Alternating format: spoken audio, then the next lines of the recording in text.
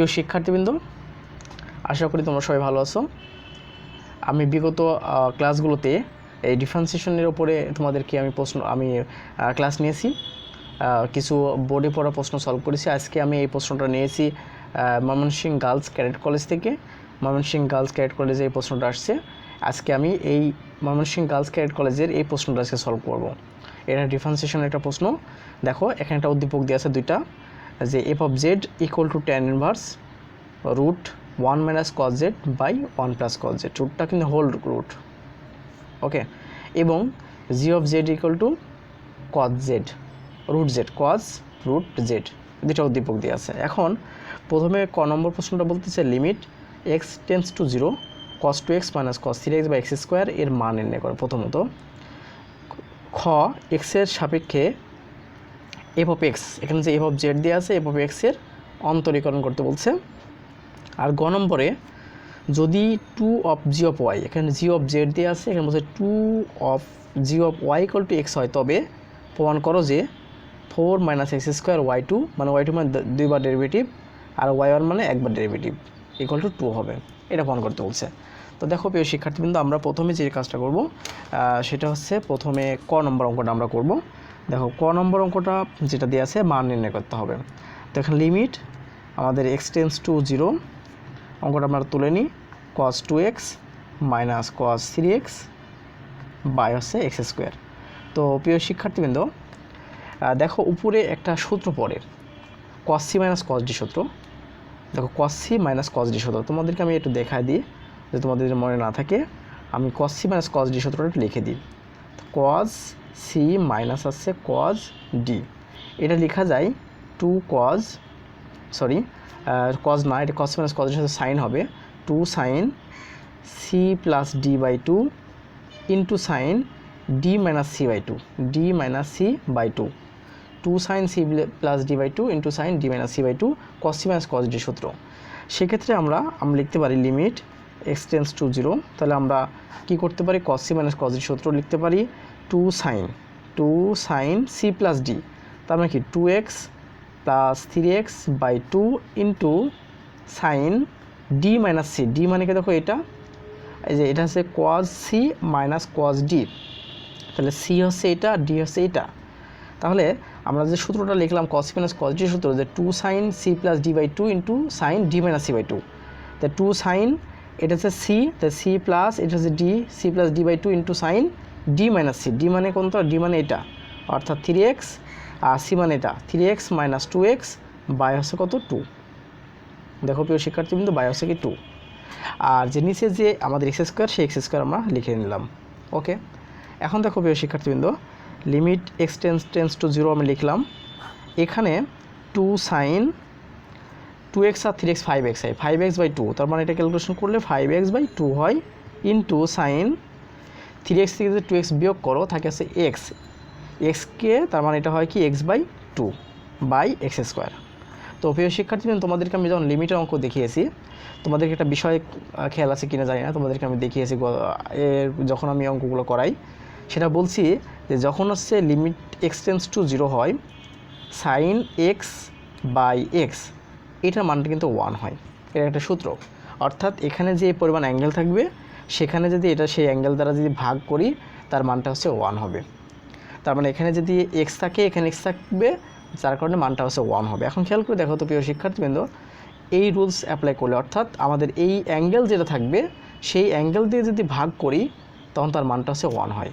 তো এখন দেখো তো প্রিয় শিক্ষার্থীবৃন্দ, আমরা কী করতে পারি, এখানে লিমিট এক্স টেন্স টু 0, তা আমরা একটা কাজ করতে পারি, এই যে সাইন 5x বাই 2 আছে, যদিও আমরা একটু বেশি বড় দিয়ে করা হয়ে গেল, দেখো তো এটা কী করা যায়, সাইন 5x বাই 2। তো আমরা এখানে একটা কাজ করবো, সেটা হচ্ছে কি এই 5x বাই 2 আমরা এটা নিচে লিখবো। কারণ কেন নিচে লিখবো, কারণটা হচ্ছে আমি তোমাকে বলতেছি, যদি এখানে যে অ্যাঙ্গেলটা থাকবে সাইনের সাথে, সেই অ্যাঙ্গেলটা দিয়ে যে ভাগ করি, তাহলে মানটা হচ্ছে 1 হয়। তো এখন তো দেখতেছি সাইনের সাথে 5x বাই 2 অ্যাঙ্গেল হয়ে আছে, তো 5x বাই 2 যদি অ্যাঙ্গেল হয়ে থাকে, তাহলে সেটা দ্বারাই কিন্তু আমি এই 5x বাই 2 দ্বারা আমি ভাগ করে দিলাম, কারণ আমি 1 তৈরি করতে হবে। এখন প্রিয় শিক্ষার্থীরা দেখো, আমি এটা ইন্টু দিলাম, যদি বড় দাগ হয়ে গেছিলো এটা ইন্টু দিলাম। এখন খেয়াল করে দেখো, এখানে কিন্তু এক্স স্কোয়ার আছে, আমি কিন্তু একটা এক্স লিখছি, সমস্যা নাই, কিন্তু আমি কিন্তু 5/2 বেশি লিখে ফেলছি, যার কারণে আমি এখানে একটা 5/2 আমি বেশি লিখলাম, মানে লিখে দিলাম ব্যালেন্স করার জন্য। দেখো এই 5/2 আর এই 5/2 কেটে যায়, যেটা আছে তাই থাকে, আর এক্সটা এখান থেকে একটা এক্স নিলাম ইন্টু, আবার দেখো এইটা যেটা আছে সাইন x/2, তাহলে এখানেও x/2 করতে হবে। দেখো প্রিয় শিক্ষার্থীবৃন্দ, এখানে x/2 করতে হবে। এখন কথা হচ্ছে যে এই এক্স আর এই এক্স দুইটা গুণ করলে তো x² হয়, আর 5/2 বেশি লিখছিলাম, এখানে ব্যালেন্স করার জন্য এখানে 5/2 গুণ করে দিলাম। ওকে, এই 2 কোথা থেকে আসলো? এই 2টা হচ্ছে এখানকার 2। দেখো এই 2টা কিন্তু নিচে চলে আসে। অথবা তুমি যদি মনে করো যে আসলে আমি করব, যেহেতু আমি এই হাফটা বেশি লিখে ফেলছি, সেই হাফটা এখানে গুণ করে দেবো, তা লিখতে পারো। আর এখানকার 2 আমি এখানে বসাই দিলাম, এভাবে চিন্তা করতে পারো, কোনো সমস্যা নাই। তোমাদেরকে আমি আবার বলি, দেখো সূত্রটা এমন যে এখানে যে অ্যাঙ্গেলটা থাকবে সেই অ্যাঙ্গেলটা দিয়ে যে ভাগ করি তখন তার মানটা 1 হয়।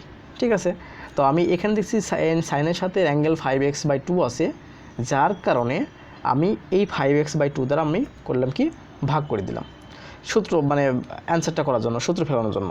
আর কথা হচ্ছে যে এখানে এই এক্সট্রা এখানে কিন্তু x² ছিল নিচে, যার জন্য একটা এক্স এখানে আছে, সমস্যা নেই, বাট 5/2 কিন্তু বেশি লিখে ফেলছি, সেই জন্য 5/2 এখানে আমি গুণ করলাম, কারণ 5/2 আর 5/2 কেটে গেলে যা ছিল তাই হবে, ইন্টু এই সাইন x/2 লিখলাম।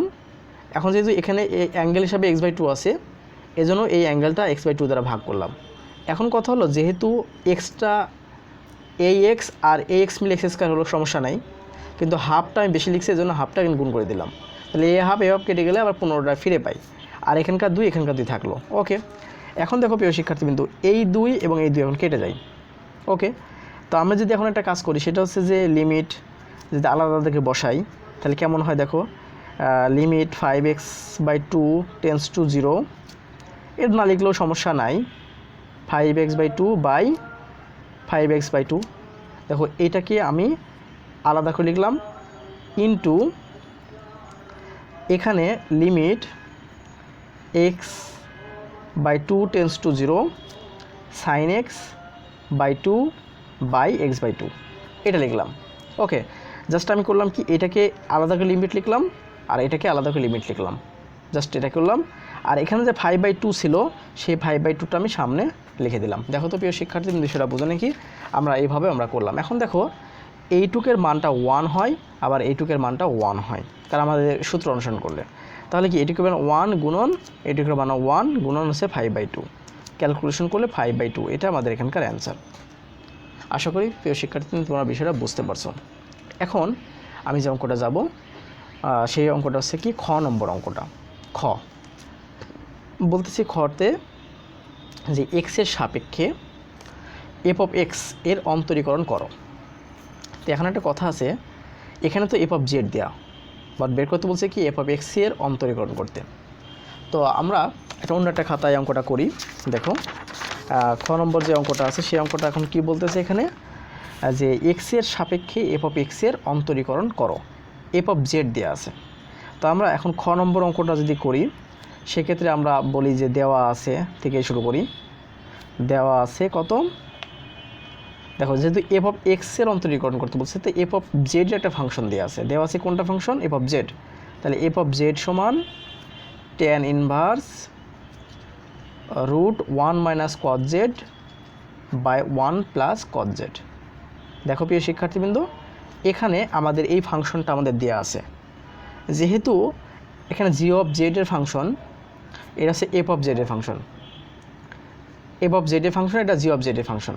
তো আমাদের বের করতে হবে এফ অফ এক্স এর অন্তরীকরণ। তো সেক্ষেত্রে অবশ্যই আমাদের এই ফাংশনে কাজ করতে হবে। তো আমাদের বের করতে হবে কিন্তু এফ অফ এক্স এর ফাংশন, এই ফাংশনের অন্তরীকরণ দেওয়া আছে এফ অফ জেড। তো আমরা একটা কাজ করে নিতে পারি, সেই এফ অফ জেড এর পরিবর্তে আমি এফ অফ এক্স লিখতে পারি। তো এফ অফ এক্স লিখলে কী হবে, তাহলে যেখানে যেখানে আমাদের জেড আছে সেটা আমাদের চেঞ্জ হয়ে যাবে, অর্থাৎ 1 মাইনাস হবে হচ্ছে cos x by 1 plus cos x। দেখো প্রিয় শিক্ষার্থীরা, আশা করি বিষয়টা বুঝতে পারছো। জাস্ট করলাম কি এফ অফ জেড সমান এটা দেওয়া ছিল এটা, তাহলে এফ অফ এক্স সমান এটা হবে। এখন আমরা একটা কাজ করি, তাহলে আমি এখানে বলতেছি এক্স এর সাপেক্ষে এফ অফ এক্স, মানে এই যে এফ অফ এক্স এর অন্তরীকরণ করতে হবে। ওকে, এখন আমরা একটা কাজ করে নিতে পারি, ধরতে পারি যে ধরি y সমান f of x equal to tan inverse root 1 minus cos x by 1 plus cos x। এটা আমরা ধরে নিলাম। ওকে, ধরে নিলাম। তাহলে আমরা y সমান, সুতরাং আমরা তাহলে কি y সমান f of x equal two, তাহলে y সমান বলতে পারি যে y ইকুয়াল টু, তাহলে মূলত আসছে tan ইনভার্স। এখন প্রিয় শিক্ষার্থী, এটা আমি কাজ করব। কাজটা হচ্ছে এমন যে আসলে সূত্র ফেলবো। দেখো 1 মাইনাস cos x আর 1 প্লাস cos x এর একটা সূত্র পড়ে। তো 1 মাইনাস cos x আর 1 প্লাস cos x এর সূত্র হচ্ছে 1 মাইনাস cos x এর সূত্র হচ্ছে 2 সাইন স্কোয়ার, এখানে যে অ্যাঙ্গেল থাকবে তার অর্ধেক হয়ে যাবে, মানে x/2 হবে। আর 1 প্লাস cos 2x এর সূত্রটা হচ্ছে 2 cos square, 2 cos square x/2। প্রিয় শিক্ষার্থীবৃন্দ, দুটো সূত্র একদম সেম সূত্র, তোমাদেরকে আমি এর আগে একবার দেখাইছি। সূত্রটা আমি লিখি অন্য খাতায়। সেটা হচ্ছে এমন, সূত্রটা সেম যে 1 প্লাস যদি cos x হয় বা cos 2x যাই হোক, এটা যে লিখি সেটার সমান আমি লিখব কি 2 cos স্কোয়ার, এখানে যে অ্যাঙ্গেল থাকবে তার অর্ধেক হবে এখানে, মানে 2 cos স্কোয়ার x, মানে 2x ছিল হবে x। একই রকম সূত্র এটাই, জাস্ট ওখানে প্লাস ছিল এখানে মাইনাস হবে। যদি এমন হয় তাহলে এই কজের পরিবর্তে এখানে হবে কি সাইন স্কোয়ার x, অর্থাৎ এখানে যা ছিল তার অর্ধেক হয়ে যাবে। এখানে হবে কজ, এখানে হবে সাইন, অর্থাৎ প্লাস থাকলে হয় কজ, মাইনাস থাকলে হয় সাইন। জাস্ট এই সূত্রটাই আমি এখানে ব্যবহার করলাম। তার মানে মাইনাস ছিল এই জন্য সাইন হলো, আর প্লাস ছিল এই জন্য কজ হলো। আর এখানে অ্যাঙ্গেল যা থাকবে তার অর্ধেক হবে, যেহেতু x ছিল তার মানে x এর অর্ধেক x/2। ওকে, এখন আমরা একটু কাজ করে নিই। তাহলে tan ইনভার্স, আমরা আগে কিন্তু অন্তরীকরণ করব না, অঙ্কটাকে সোজা করে নিই। দেখো এই দুই কাটা যায়, সাইন স্কোয়ার x/2 আর cos স্কোয়ার x/2 লেখা যায় কি tan স্কোয়ার x/2। তার আমরা লিখতে পারি কি tan স্কোয়ার x/2, আর এই রুট করে দিলাম, যে বর্গমূলটা যে ছিল সে বর্গমূলটা আমি লিখে দিলাম। ওকে, এখন দেখো প্রিয় শিক্ষার্থীবৃন্দ, এই যে বর্গমূল আছে, এই বর্গমূলটা আর এই স্কোয়ারটা কেটে যায়, কেটে গেলে থাকে হচ্ছে শুধু tan x/2। তাহলে আমাদের কিন্তু এটা আসতেছে tan inverse into tan x/2। এখন প্রিয় শিক্ষার্থীবৃন্দ, tan আর tan ইনভার্স কেটে যায়, তাহলে মূলত থাকে হচ্ছে x/2। তার মানে এখানে কি আসলো, সুতরাং y ইকুয়াল টু x/2। এখন তোমাকে প্রশ্নে বলেছিল যে x এর সাপেক্ষে f of x এর অন্তরীকরণ করো, x এর সাপেক্ষে f of x এর অন্তরীকরণ। তো এখন আমি যদি f of x-টাকে তো y ধরে নিয়েছিলাম, সেজন্য y ইকুয়াল টু x/2 হলো। এখন আমরা যেটা করব, x এর সাপেক্ষে অন্তরীকরণ করব, x এর সাপেক্ষে অন্তরীকরণ করে পাই, অন্তরীকরণ করে পাই। তাহলে x এর সাপেক্ষে অন্তরীকরণ করলে তাহলে এখানে কী হবে, dy/dx, আর এই পাশে হবে ddx x/2। এখন প্রিয় শিক্ষার্থীবৃন্দ, যেহেতু এটা হাফটা কনস্ট্যান্ট, সেক্ষেত্রে হাফটা সামনে আসবে, এসে dx/dx হবে। তার মানে ক্যালকুলেশন করে মানটা 1 হবে, তার মানে লাস্ট হাফ। সুতরাং এই যে অন্তরীকরণটা মানে dy/dx এর মানটা হবে কত, হাফ। এটাই আমাদের অ্যান্সার এখানকার। দেখো প্রিয় শিক্ষার্থী, আমি যে খ নম্বর অঙ্কটা করলাম, সে খ নম্বর অঙ্কটার এখানকার যে অ্যান্সার সেটা হচ্ছে হাফ। ওকে, এখন আমাদের যে অঙ্কটা বাকি থাকলো, সেই অঙ্কটা হচ্ছে গ নম্বর অঙ্কটা। খুবই সোজা অঙ্ক, গ নম্বর। তোমরা একটু খেয়াল করে দেখো, গ নম্বর অঙ্কটা আমরা দেখব।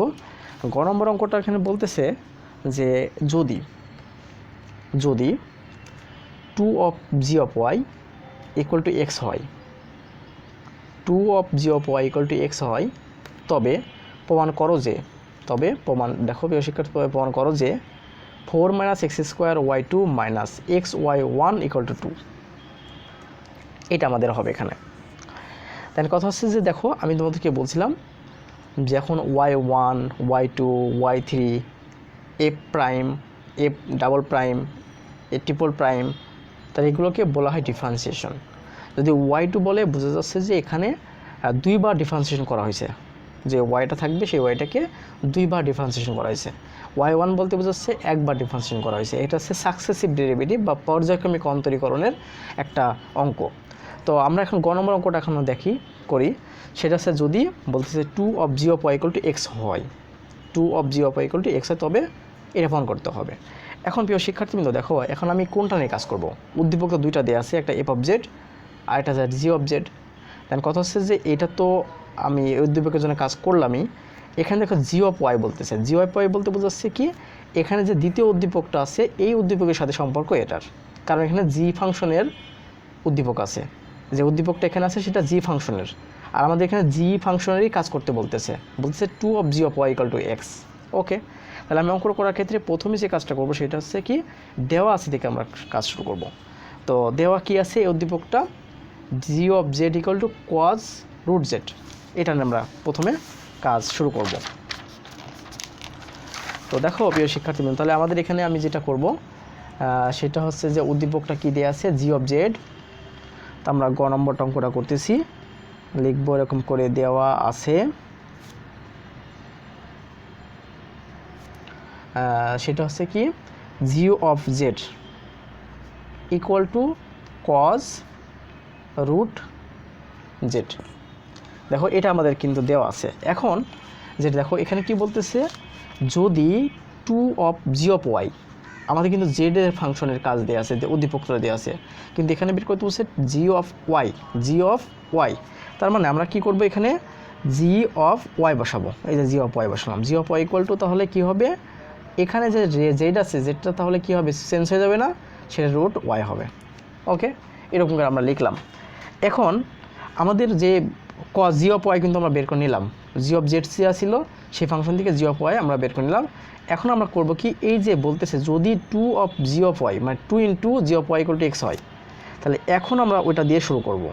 তো দেখো প্রিয় শিক্ষার্থীবৃন্দ, এখন যদি শুরু করি তাহলে টু ইন্টু তাহলে জি অফ ওয়াই ইকুয়াল টু হচ্ছে এক্স, এটা আমাদের দেওয়া আছে যদি এটা হয়।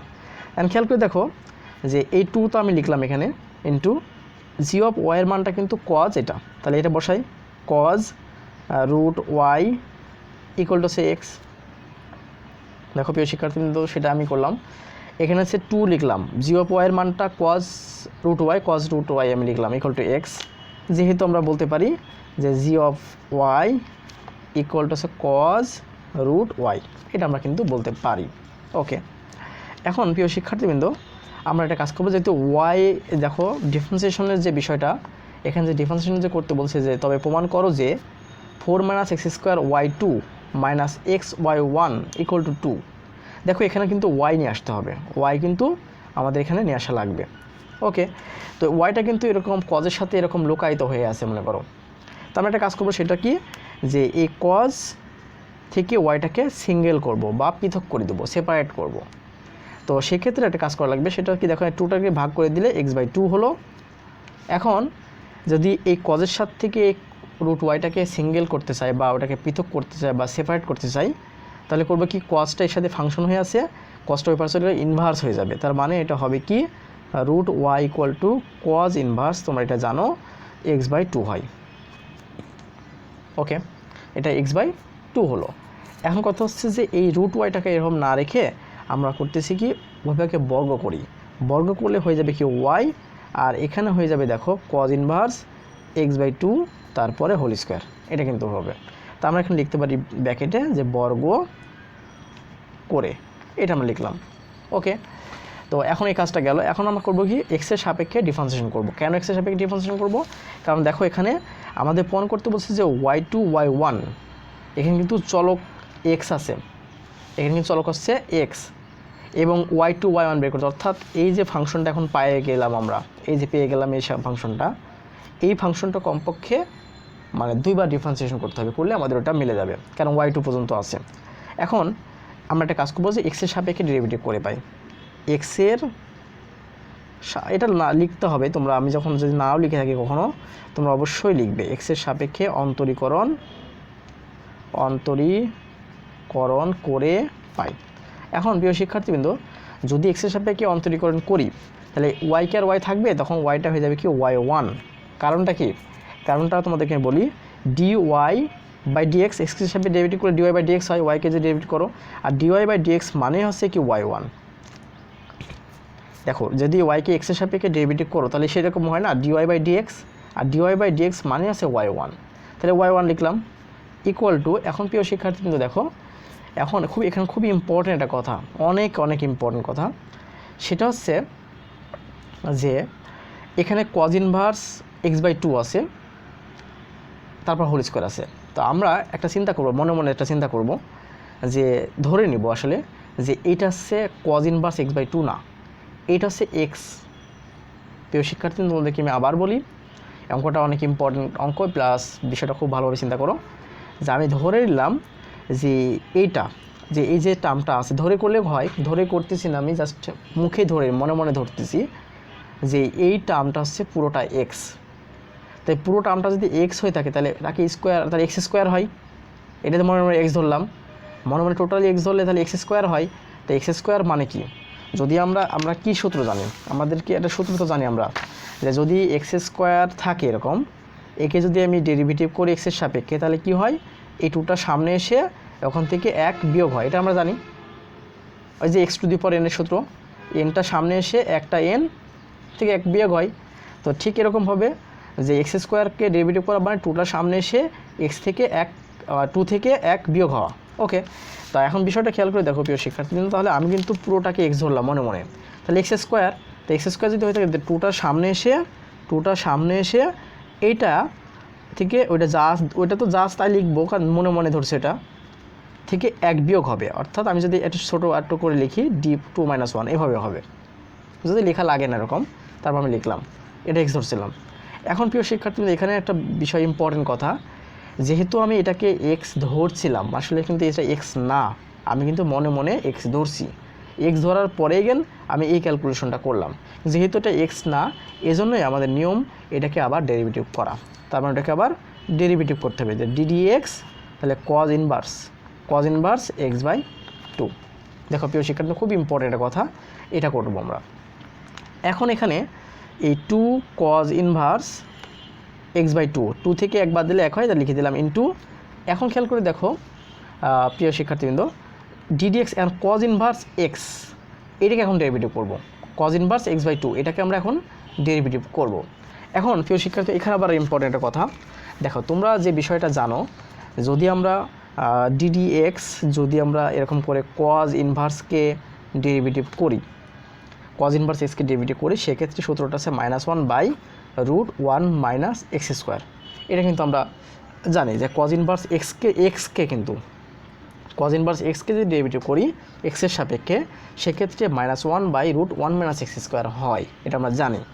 তো এখন খেয়াল করে দেখো, তাহলে আমি এই সূত্রটা দেখাই দিলাম যে ddx cos ইনভার্স x কে যে ডেরিভেটিভ করো এক্সের সাপেক্ষে cos ইনভার্স ডেরিভেটিভ করলে এটা হয়েছে -1/√1 - x², এটা কিন্তু তোমরা জানো। এখন যে বিষয়টা আসতেছে দেখো, এখন আমি যদি একে ডেরিভেটিভ করতে চাই, এখন মনে মনে দেখো, এখন কিন্তু এটা কিন্তু এক্স না, এখানে x/2। তোমাদের কিন্তু খেয়াল করতে হবে, আমি কিন্তু যে সূত্রটা দেখালাম সেটা কিন্তু cos ইনভার্স x এর সূত্র, মানে এখানে থাকবে শুধুমাত্র x, সেক্ষেত্রে আমি লিখতে পারবো -1/√1 - x²। বাট এখানে তো আবার শুধু x না, x/2 আছে, তাহলে কি আমরা ক্যালকুলেশন করতে পারবো না? অবশ্যই পারবো। ধরে নাও x/2 একটা x, মানে x/2 না, মানে এই টোটালি এইটুকু ধরো হচ্ছে x, ওইটাকে যদি x ধরো তাহলে কি আমাদের সূত্রটা ফেলতে সোজা হয়ে যাচ্ছে। যদি ওইটাকে x ধরি তাহলে cos ইনভার্স x হয়, আর cos ইনভার্স x মানে লিখতে পারি কি -1/√1 - x²। তাহলে খেয়াল করে দেখো, তাহলে আমরা এই যে যেটাকে মনে মনে ধরলাম এটা x, মানে সূত্র ফেলানো যায় না, তাই cos ইনভার্স x, আর cos ইনভার্স x-কে যদি ডেরিভেটিভ করো সেক্ষেত্রে লিখতে পারবো -1/√1 - x², মানে x/2 হোল স্কোয়ার। এখন প্রিয় শিক্ষার্থীবৃন্দ, আর একটা কাজ আছে, যেহেতু এটাকে আমি মনে মনে ধরলাম x, আসলে কিন্তু x না, x ধরার পরে গিয়ে আমরা এই সূত্রটা ফেললাম, যদি x না, একে আবার ডেরিভেটিভ করতে হবে, যেটাকে আমরা মনে মনে ধরছি সেটাকে আবার ঠিক এর মতো করে আবার ডেরিভেটিভ করতে হবে। দেখো প্রিয় শিক্ষার্থী, আসলে বিষয়টা বুঝতে পারছো। এখন আমরা যেটা করবো, আমি খুব আস্তে আস্তে বিষয়টা বুঝাই দিলাম, দেখো বিষয়টা ক্লিয়ার হও।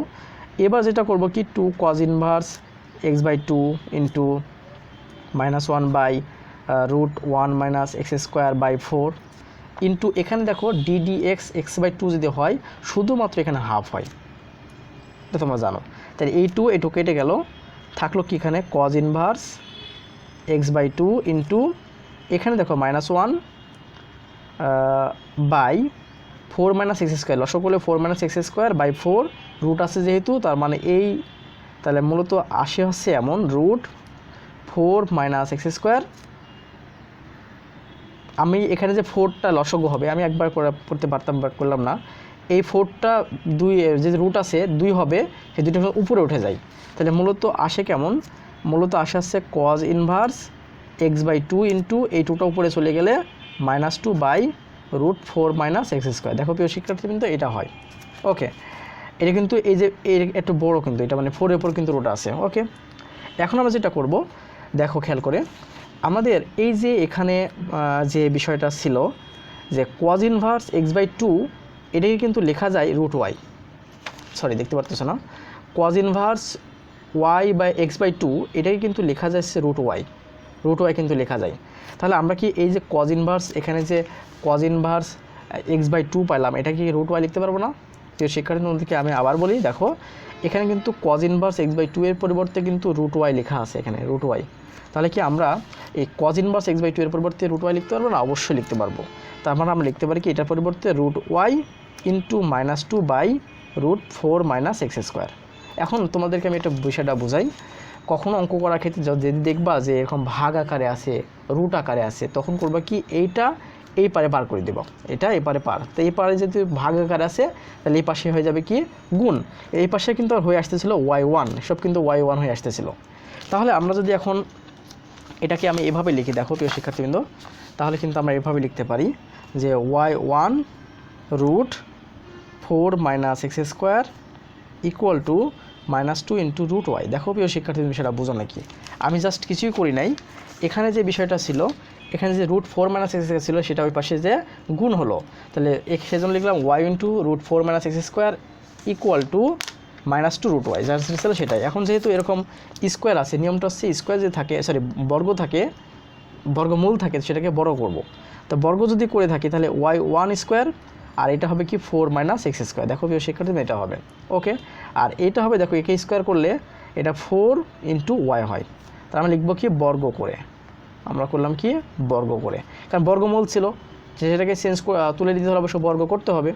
তাই এখন আমরা যদি আবার ডিফারেন্সিয়েশন করি দ্বিতীয়বার, কারণ আমাদের কিন্তু প্রশ্নে 2বার ডেরিভেটিভ করতে হবে, তা আবার যে ডেরিভেটিভ করি দেখো কি হয়, এটা কিন্তু ইউ ফাংশন, এটা কিন্তু ভি ফাংশন।